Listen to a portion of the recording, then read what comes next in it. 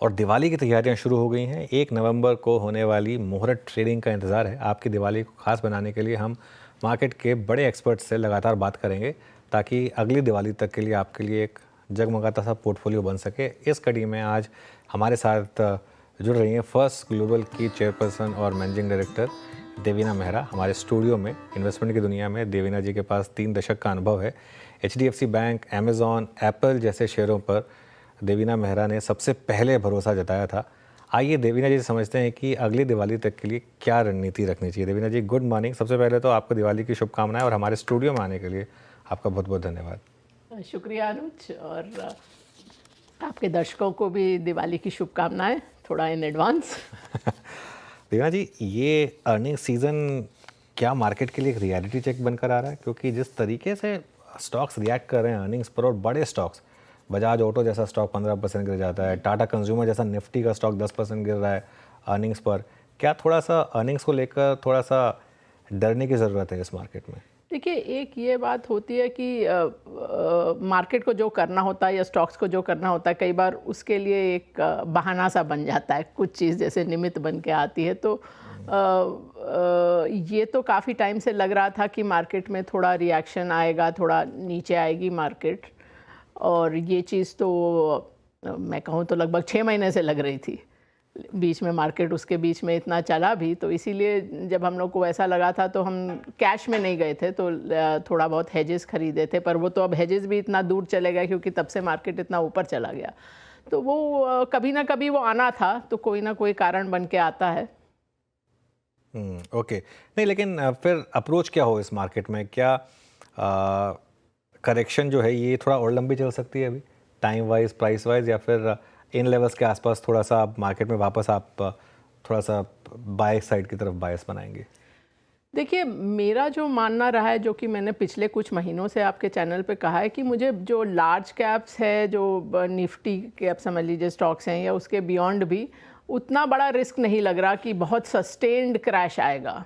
वो हो सकता है कि बीच में रिएक्शन आए, और वो तो बाज़ार का नियम है, कभी भी मार्केट एक तरह से नहीं चलती है, बीच में नीचे आती है, ऊपर आती है। पर बड़े क्रैश का खतरा इसलिए नहीं लगता है क्योंकि जैसा मैंने पहले भी कहा कि मार्केट ट्रेंड लाइन के ऊपर नहीं है। जो 14-15% आपका 40-45 साल का जो रिटर्न है, वो पूरा जो 2010 से 20 का दशक था, वहाँ आपको फिक्स डिपॉजिट वाले रिटर्न मिले, 9% भी रिटर्न नहीं कंपाउंड किया। तो उसके बाद से जो मार्केट चला, अभी भी आप ट्रेंड लाइन तक नहीं पहुँचे।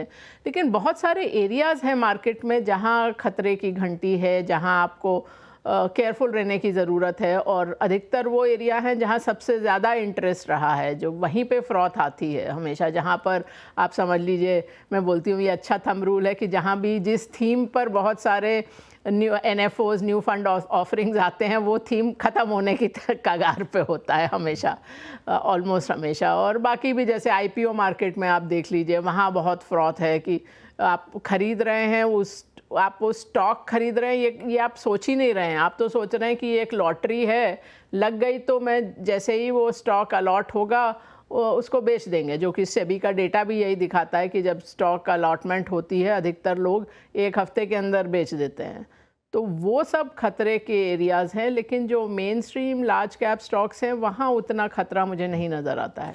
ओके, अच्छा, एक सिंस आप लार्ज कैप की बात हो रही है, एक मैं आपसे व्यू लेना चाहूँगा। अब एक ऐसा स्टॉक, जैसे मैंने बात की आपके इंट्रोडक्शन में, मैंने कहा HDFC बैंक फॉर एग्जांपल, इतना पैसा जिसने बना के दिया, सब आपने इसको आइडेंटिफाई किया था बहुत पहले, जब वो आर्नल्ड श्वार्ज़नेगर वाला आपने एग्जांपल दिया था। पिछले 5 साल से इसने इन्वेस्टर का पैसा बनाना बंद कर दिया है। क्या ये यहाँ पे वो जो स्टोरी थी वो फिनिश हुई है, या फिर ये एक फेज़ है, इसके बाद वापस वो कंपाउंडिंग वाला इम्पैक्ट वापस आएगा?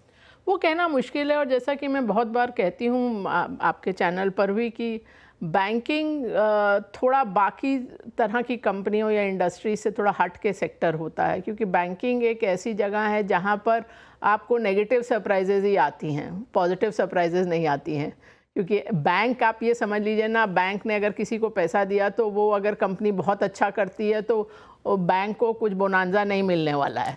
बैंक का खाली एक ही रिस्क रहता है कि पैसा वापस नहीं आएगा इंटरेस्ट के साथ। तो इसलिए बैंक का जो एक तरह से आउटलुक होता है, वो थोड़ा फ़र्क होता है। और आप 5 सालों से देख लीजिए, 2020, 2021 बैंक निफ्टी ने बहुत अंडर परफॉर्म किया निफ्टी को। 2020 में तो अकेला एक वही मेजर सेक्टर था जो नेगेटिव में था, और एक 2022 को आप छोड़ दीजिए तो पिछले 5 सालों में बैंक निफ्टी ने निफ्टी को बहुत अंडर परफॉर्म किया है। एक खाली 2022 में bank Nifty did better than the Nifty, और वही एक साल था जब हमारे पीएमएस में हमारा मार्केट वेट था बैंकिंग में, जो बाद में थोड़ा ओवरवेट हो गया। बाकी हम हमेशा ही अंडरवेट होते हैं बैंकिंग में। ओके, अच्छा मैम, गुड मॉर्निंग। मेरी तरफ से भी आपको दीपावली की बहुत बहुत शुभकामनाएं, अग्रिम शुभकामनाएं। मैम, ये लाजमी है कि बैंक्स के बाद अब सबसे बड़ा प्रश्न आईटी को लेकर ही आएगा। आपने इन्फोसिस के नंबर्स देखे, आपने टीसीएस के नंबर्स देखे, आपका मैम इस वक्त आईटी पे क्या व्यू है, जिसने पिछले 3 महीने में सबसे बड़ी स्टेबिलिटी प्रोवाइड करी है इस प्राइस पे? आईटी पर हम ओवरवेट हैं। अभी मैं देख रही थी अपने पीएमएस में, अभी हम लोगों ने रीबैलेंस किया है, मतलब इनफैक्ट रीबैलेंस चल ही रहा है, इस हफ्ते तक पूरा होगा। तो आईटी में हम थोड़ा ओवरवेट थे, वहाँ हमारा ओवरवेट बरकरार है। और अभी भी ज़्यादातर लार्ज कैप आईटी है, मतलब 1-1.5 साल पहले उसमें काफ़ी मिड कैप आईटी था, पर अभी ज़्यादातर लार्ज कैप आईटी है। और उसमें जो भी थोड़ी बहुत इश्यूज थे, मेरे ख्याल से अब वो, मतलब they are behind you in a sense कि अब आपको देखिए, टेक्नोलॉजी का डिमांड तो हमेशा ही था। वो बीच में था कि आपके जो यूएस वगैरह में थोड़ा स्लो डाउन है, तो उससे होता ये है कि आपको जो ऑर्डर आप सोचते हैं 3 महीने में मिलने वाला है, वो 6 महीने में मिलता है या 9 महीने में मिलता है, पर वो डिमांड गायब नहीं हो जाती है। तो आईटी अभी भी रिलेटिवली अच्छा ही सेक्टर लगता है। ओके, आईटी रिलेटिवली स्ट्रॉन्ग है और आप लोग ओवरवेट हैं इस वक्त। अच्छा मैम, 1-2 बास्केट और जिन्होंने इस साल पैसा काफ़ी कमा के दिया, आई मीन एक थीम रही थी क्यूएसआर सेगमेंट की, और उसमें चाहे वो जुबिलेंट फूड्स हो या फिर आप जोमेटो को देखिए, और इस स्पेस में जिस एक आईपीओ की तैयारी हो रही है स्विगी, इस थीम पे मैम आपका व्यू क्या है? इसमें से कोई स्टॉक आप लोगों ने अगर अपने पीएमएस में इंक्लूड किया हो, और स्विगी जिसका मेरे ख्याल से सीपीएसएस जो है ना, वो मतलब जो अल्टीमेटली वो 360-325 के आसपास इशू हुआ था, वो 390 तक गया, क्या ये सेगमेंट पैसा बना के देगा? और अभी ये सेगमेंट अभी हम लोग थोड़ा सा रिस्क मैनेज करके चलते हैं। तो बहुत सारे जो नए स्टॉक्स होते हैं या जिसमें बहुत अच्छी आपको कहानी भी कोई सुनने को मिले, ज़रूरी नहीं कि हम लोग उसमें निवेश करें। तो ये इस तरह के स्टॉक्स में हमने निवेश किया नहीं है। जो भी स्टॉक्स या तो प्रॉफिट बना नहीं रहे या अभी प्रॉफिट बनाना शुरू किया है जिन कंपनीज़ ने, उस तरह के स्टॉक्स में हम लोग जनरली जाते नहीं हैं, क्योंकि मार्केट में बहुत जगह पर अपॉर्चुनिटी रहती है। आपको ज़रूरत नहीं है कि आप कोई बड़ा जोखिम उठाएं और रिस्क लेकर पैसा कमाएं। रिस्क को मैनेज करके पैसा कमाना ही समझदारी होती है। तो हम लोग का तो वही फ़िलॉसफी है कि आप सोच समझ कर निवेश करें, देखभाल कर सेक्टर देखें, से देखभाल कर कंपनीज़ देखें, और हर थीम को चेस करने की ज़रूरत नहीं होती। इसलिए फोमो में मत पड़िए कि फियर ऑफ मिसिंग आउट की, वो स्टॉक चल गया, मेरे दोस्त ने पैसा बना लिया और मैंने नहीं बनाया, उस तरह की सोच की कोई आवश्यकता नहीं होती। मार्केट में बहुत तरह के मौके आते हैं। ओके, तो चलिए फिर आप इस समय आपकी थीम्स क्या हैं, मेजर थीम्स जिन पर आप काम कर रहे हैं इस समय, वो कौन सी होंगी फिर? हाँ, उसमें आने से पहले मैं एक चीज़ आपको बताऊं कि जो एक थीम मैंने काफ़ी बार आपके चैनल पर भी बात की है, कैपिटल गुड्स और इंडस्ट्रियल मशीनरी। और जैसा कि मैंने कहा था कि हम लोग ओवरवेट हुए थे उसमें अक्टूबर 2021 में, सो 3 साल पहले, और ज़्यादातर फंड मैनेजर्स को वो थीम समझ आई 2023 में। तो अब पहली बार ऐसा हुआ है कि अब हम उस सेक्टर पर थोड़ा अंडरवेट हैं। मतलब इस बार हमारे सिस्टम्स में उतने अधिक स्टॉक्स उसमें से नहीं आए।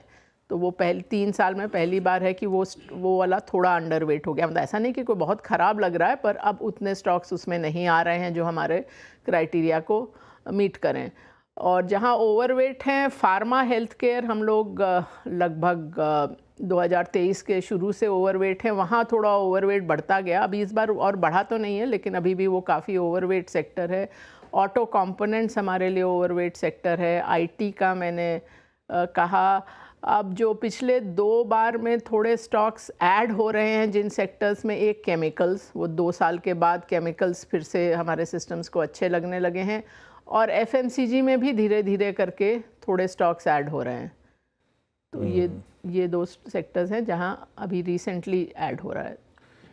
ये जो प्लेटफॉर्म स्टॉक्स हैं, मतलब एक्स ऑफ जोमेटो, स्विगी, जो वीडियो ने बात की, लेकिन एक्सचेंजेस है जैसे फॉर एग्जांपल, या CDSL, या जो मार्केट मेकिंग HDFC AMC है, यहाँ बहुत पैसा बना है पिछले 1-1.5 साल में। इनमें से कोई स्टॉक्स है आपके पोर्टफोलियो में? ये स्टॉक्स थे हमारे पोर्टफोलियो में, लेकिन जो जुलाई का रीबैलेंस हुआ उसमें वो सारे स्टॉक्स निकल गए। जितने भी मार्केट रिलेटेड स्टॉक्स थे, AMCs, एक्सचेंजेस वगैरह, वो जुलाई वाले रीबैलेंस में वो उनका रैंकिंग बहुत गिरा और वो सारे स्टॉक से हम लोग निकल गए हैं।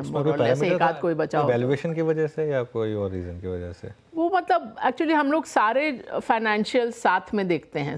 मतलब जो सिस्टम हमारा है वो लिटरली सब फाइनेंशियल पैरामीटर्स को देखता है। और एक तो होता है कि देखना, दूसरा होता है कि आप ह्यूमनली कोई भी स्टॉक ऐसा नहीं होगा जो सब पैरामीटर्स पे अच्छा होगा या सब पैरामीटर्स पे ख़राब होगा। तो उसको कैसे कंबाइन करना है और साथ में कैसी रैंकिंग आती है, तो मतलब उससे ज़्यादा अच्छी अपॉर्चुनिटीज़ बहुत सारी नज़र आई। उनका रैंकिंग काफ़ी नीचे चला गया, तो हम लोग ये 3 महीने पहले इनमें से निकले हैं इस थीम से।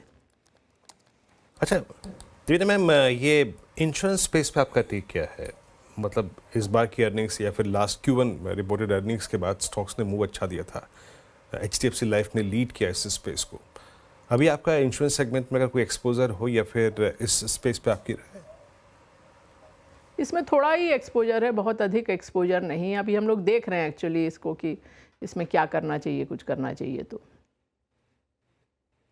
ओके, ठीक है। अभी आप लोग यहाँ पे अपनी आई थिंक रिसर्च वर्क कर रहे हैं। अच्छा मैम, एक और चीज़, कैपिटल गुड्स में इस बार थोड़ा सा डाइवर्जेंस नज़र आया, जहाँ ABB, Siemens, Cummins career high पे हैं। आपके L&T लास्ट रिपोर्टेड नंबर्स के बाद काफ़ी बड़ा सेल ऑफ भी था, यहाँ पे एक डिफरेंशियल क्रिएट हो गया। कैपिटल गुड्स को कैसे देख रहे हैं मैम इस वक्त अब, और अभी चेज करने लायक यहाँ पे क्या है? ये मैंने जैसे शुरू में ही बोला कि कैपिटल गुड्स, इंडस्ट्रियल मशीनरी जो कैटेगरी है उसमें हम लोग 3 साल से ओवरवेट थे, अक्टूबर 2021 से। और 3 साल से इस सेक्टर ने बहुत पैसा बना के दिया, स्टॉक्स दुगने तिगने चौगुने भी हुए। अब पहली बार 3 साल में ऐसी स्थिति है कि हम थोड़ा अंडरवेट हैं उस सेक्टर में। मतलब उसमें से एग्जिट इस बार ज़्यादा थी और एंट्रीज़ कम थी, और नेट रिज़ल्ट ये है कि उसमें हम लोग अभी अंडरवेट हो गए हैं। और ऑफ कोर्स ये थोड़ा सा डाइवर्स सेक्टर है, तो आपको कंपनी बाय कंपनी देखना पड़ता है। पर अब जो इतना अट्रैक्टिव वो सेक्टर 3 साल रहा, इतना पैसा बना के दिया, अब उसकी कहानी काफ़ी मैच्योर हो गई है। अब उसमें बहुत ज़्यादा जूस नहीं बचा है अगर आप पूरे सेक्टर को देखें साथ में तो। अच्छा देवेंद्र जी, एक अब थोड़ा सा मैक्रो की बात करते हैं, क्योंकि इस समय मार्केट में 2 मेजर मैक्रो थीम्स हैं। दोनों पे एक-एक करके बात करते हैं। पहले जो हमारे घर के पास है उसकी बात करते हैं, चाइना फैक्टर। कितना इम्पॉर्टेंट है ये चाइना फैक्टर? क्योंकि इस महीने जो रिलेंटलेस FII सेलिंग आई है, उसका एक बड़ा रीज़न ये माना जा रहा है कि अब पैसा चाइना में जाएगा, क्योंकि वहाँ स्टिमुलस आ रहा है, प्लस वो मार्केट काफ़ी अंडर वैल्यूड है। 10 साल से चली ही नहीं है वो मार्केट। इस थ्योरी में कितना दम है, और क्या वाकई में एक स्पेशली जो ETF इन्वेस्टर्स हैं वो क्या अब चाइना को चेज़ करेंगे वर्सेस इंडिया? पहले तो ये थीम डिस्कस करते हैं। देखिए, चाइना का जैसे आपने बोला, बहुत टाइम से वो अंडर परफॉर्म कर रही थी मार्केट। जैसा कि मैंने कई बार कहा भी कि 2007 में उसने जो हाई बनाया था, उसके बाद GDP 6 गुना हो गया और वो हाई नहीं निकला था। तो अपने को भी ग्लोबल फंड्स में भी काफ़ी टाइम से हम लोग 1.5 साल से देख रहे थे कि चाइना का बॉटम बनता है, पर अक्सर ही उसमें फॉल्स एक तरह से बॉटम बना। अब फाइनली लग रहा है कि हाँ चलेगा। बट जहाँ तक FII पैसा आ रहा है या नहीं आ रहा है, उसके कारण बाज़ार चल रहा है या नहीं चल रहा है, वो बहुत ज़्यादा मैंने देखा नहीं कि ऐसा होता है। मतलब इस महीने ऐसा हुआ है कि FII का सेलिंग हुआ और मार्केट गिर गया। बट आप लॉन्ग टर्म देखें तो इसमें कोरिलेशन है नहीं कि ये FII का पैसा आएगा या नहीं। और दूसरी बात ये भी है कि कई बार over a period of time ये भी होता है कि अगर emerging market, China is the biggest component in emerging market industries, तो अगर ओवरऑल एमर्जिंग मार्केट की तरफ पैसा आता है तो चाइना की तरफ आएगा, पर इंडिया की तरफ भी आएगा। चाइना का ज़्यादा इम्पैक्ट मेरे हिसाब से जो है वो है कि वो कमोडिटीज़ पे क्या असर आएगा, वो थोड़ा सा ओके। दूसरी थीम जो जिसकी बात हो रही है कि फेड अब यहाँ से जो रेट कट साइकिल शुरू हुई है, क्या अब थोड़ा मेजर्ड रहेगा वो? यूएस प्रेसिडेंशियल इलेक्शन भी होने हैं, तो उन सब का इम्पैक्ट क्या रहेगा मार्केट के ऊपर? हाँ, थोड़ा मेजर्ड तो रहेगा, क्योंकि देखिए मैं कभी भी उस कैंप में नहीं रही हूँ कि फेड बहुत तेज़ी से कट करेगा। मतलब आप अगर पीछे जाएं तो 2023 जब शुरू हुआ था, लोगों का ये मानना था कि 2023 के दूसरे हाफ में फेड कट शुरू कर देगा, ऐसा मेरा नहीं मानना था। 2024 शुरू हुआ तो लोगों ने कहा मार्च में कट शुरू हो जाएगा। मैंने हमेशा ही कहा था कि ये साल में थोड़ा लेट शुरू होगा। और अभी भी आप देखें तो जब ये जो अभी तो उसके डेटा उसके बाद आया, पर फेड की मीटिंग के बाद भी आप देखें तो जो मार्केट प्राइसिंग कर रहा था कि 2025 के एंड तक ही सब कट्स हो जाएंगे, फेड एनीवे वाज एक्सपेक्टिंग कि और 9-10 महीने लगेंगे। और उसके बाद तो ऑफ कोर्स इकोनॉमिक डेटा ज़्यादा अच्छा आया है, तो इसलिए अब तो ये लगता है कि और थोड़ा थोड़ा धीरे धीरे ही काम होगा। और अभी तो सब सेंट्रल बैंक्स यही करते हैं कि डेटा जो आएगा उसके आधार पे हम डिसाइड करेंगे। पिछली बार क्या कहा था उस पर भी बहुत ज़्यादा वो लोग महत्व नहीं देते हैं कि पिछली बार ये कहा था तो ज़रूरी नहीं कि अगली बार उसी हिसाब से करेंगे। तो वो तो डेटा पे डिपेंड करता है। डेटा अभी अच्छा है इकोनॉमी का यूएस का, तो वो कट तो धीरे धीरे ही आएगा। अच्छा मैम, एक चीज़ और जो आज हुई वो था gold at all time high, almost 80,000 gold silver. और आई थिंक उससे जोड़ के हम शायद NBFCs को भी देख सकते हैं, गोल्ड फाइनेंस कंपनियों को भी। बट गोल्ड पे आपका टेक क्या है मैम? ये अभी डोमिनेट करेगा अभी अगला स्विंग भी? गोल्ड देखिए ऐसा चीज़ है जो आपको एसेट एलोकेशन में कुछ रखना चाहिए, और भारत में इसका महत्व थोड़ा ज़्यादा रहा हमारी दादी नानी के समय से। और वो बहुत उनका अच्छा निर्णय था कि सोना लेना चाहिए, क्योंकि उस समय वही एक चीज़ थी जो आपको करेंसी हेज देती थी कि जो रुपया गिरता जा रहा है उसके अगेंस्ट आपके पास एक ही चीज़ अवेलेबल थी, वो था गोल्ड। और आप देखें तो डॉलर में गोल्ड का प्राइस बहुत ऊपर नीचे होता है। जो अर्ली 80s में गोल्ड का प्राइस था वो 22-23 साल तक वो प्राइस नहीं आया डॉलर में। अगर आप देखें बीच में 60% गिरा, उसके बाद जो दूसरा हाई बना उसके बाद 40% गिरा। तो गोल्ड भी काफ़ी वॉलेटाइल एसेट है डॉलर में, पर चूंकि रुपया गिरता जाता है इसलिए आपको रुपये में गोल्ड का चार्ट अच्छा लगता है। तो अब आपके पास बहुत सारे साधन हैं ग्लोबली इन्वेस्ट करने के लिए। अब आपके पास ये नहीं है कि खाली गोल्ड ही एक तरीका है जिससे कि आप करेंसी हेज कर सकते हैं। ये मतलब आप लोग सबको अपने एसेट एलोकेशन में ग्लोबल एलोकेशन ज़रूर रखना चाहिए। जब मैंने काम करना शुरू किया था तो डॉलर 12 रुपया था, आज 84 हो गया है। 85% डिप्रिसिएशन हो गया है। तो आप जब लॉन्ग टर्म गोल बनाएं तो ग्लोबल एलोकेशन रखें, अपने एसेट एलोकेशन में कुछ गोल्ड रखिए, पर गोल्ड ऐसी चीज़ नहीं है जो आपके एसेट एलोकेशन में बहुत ज़्यादा होना चाहिए। ओके, चलिए देवेंद्र जी, बहुत बहुत शुक्रिया आपका आज हमारे साथ जुड़ने के लिए, और आपको एक बार फिर से दिवाली की बहुत बहुत शुभकामनाएं। शुभकामनाएं आपको भी।